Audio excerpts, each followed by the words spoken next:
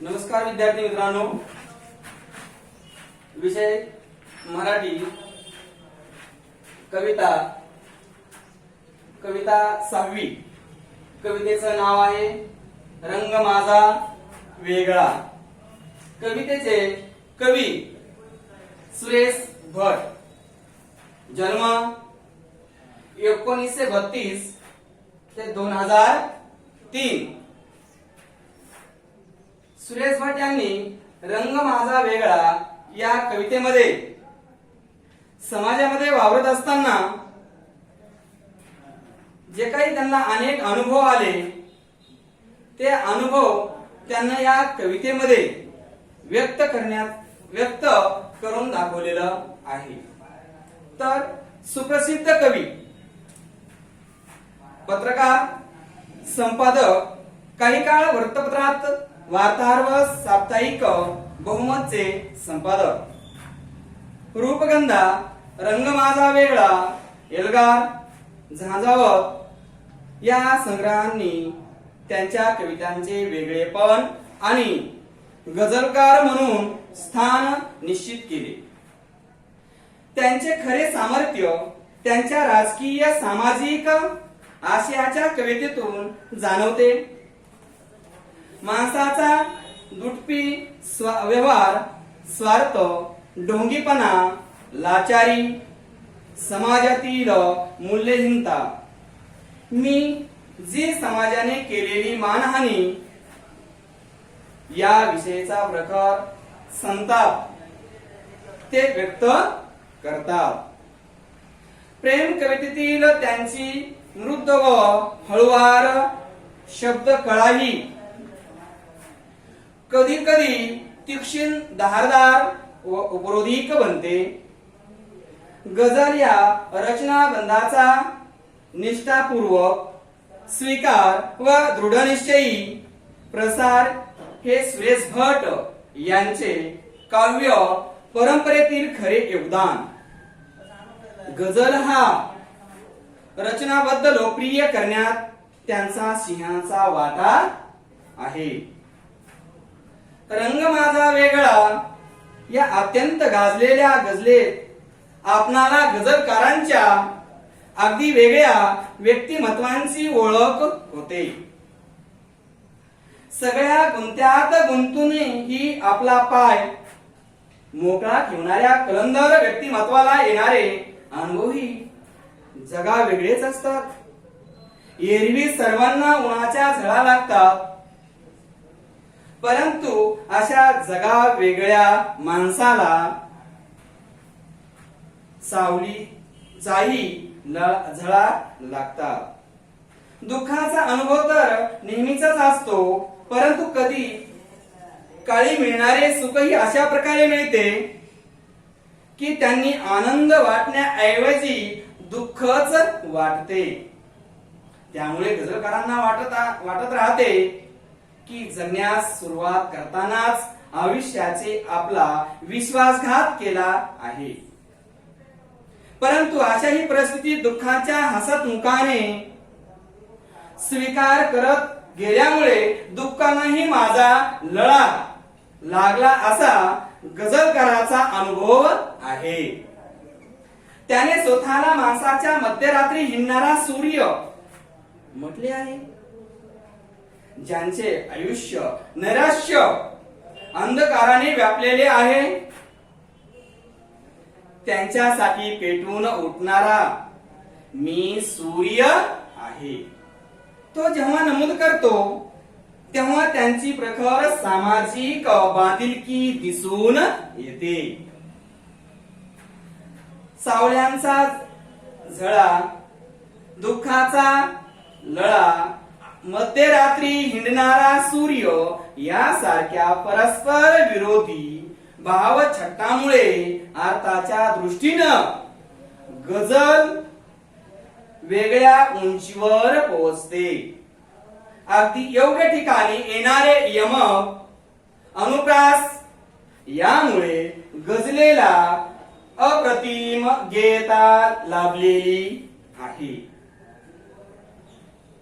तर ही कविता सुरेश भट यांना लिहिलेली आहे. तर ही कविता तुमच्या पुढे मी ताल, सूर, लय, बद्ध म्हणून दाखवतो. नंतर आपण त्या कवितेचं पुन्हा स्पष्टीकरण पाहणार आहोत विद्यार्थी मित्रांनो. तर पहा, रंगोनी रंगात साऱ्या रंग माझा वेगळा, गुंतोनी गुंत्यात साऱ्या पाय माझा मुकळा, कोण जाणे कुठोनी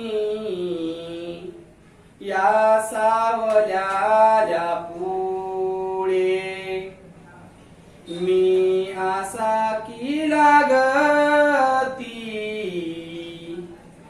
ह्या सावल्यांच्याही जळा, राहती माझ्या सवे ही आस वेगीता परी, हे कशाचे दुःख ज्याला लागला माझा लळा, कोण त्या काळी कळेना मी जगाया लागलो, आन कुठे आयुष्य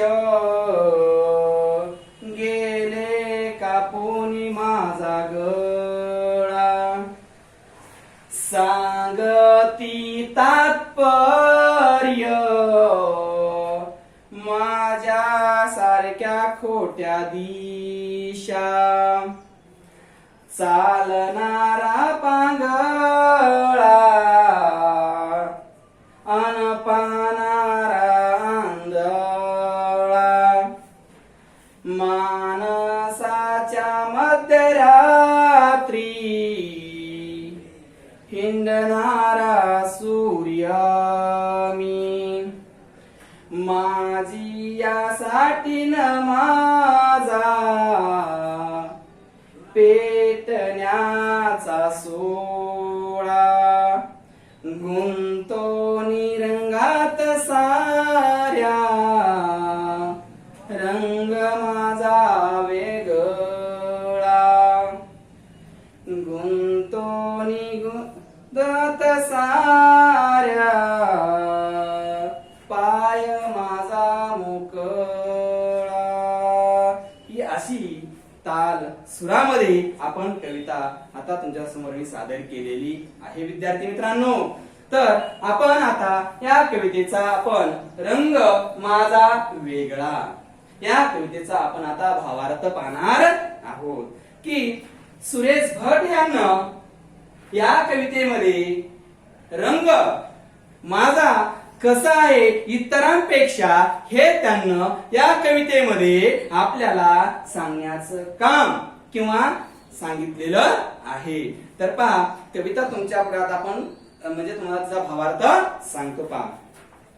रंगोनी रंगात साऱ्या रंग माझा वेगळा, गुंतोनी गुंत्यात साऱ्या पाय माझा मोकळा. काय म्हटलं त्यांना की त्या ठिकाणी त्यांनी सांगितलं रंगोनी रंगात म्हणजे सर्व रंगात रंगलेले तरी मी माझा रंग सगळ्या रंगामध्ये मी रंगलो तरी माझा रंग कसा आहे एक वेगळा आहे व अनोखा आहे. या माझ्या व्यक्तिमत्व या साऱ्याहून वेगळे आहे. कुठल्याही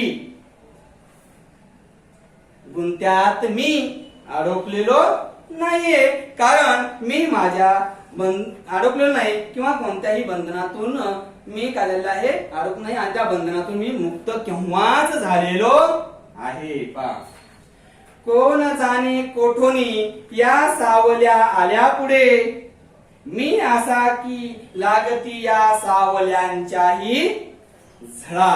म्हणजे पहा की त्या ठिकाणी सांगितलं कोण जाणे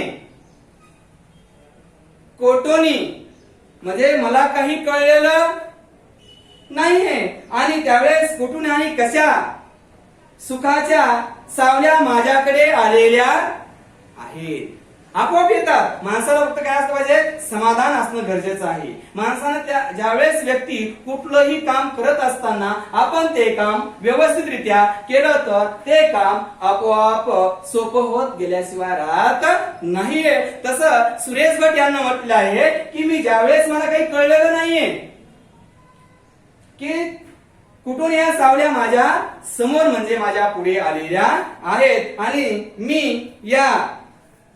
मी असा संवेदनशील आहे की सुख छायेच्या ही माझ्या मनाला काय झळा लागलेल्या आहेत.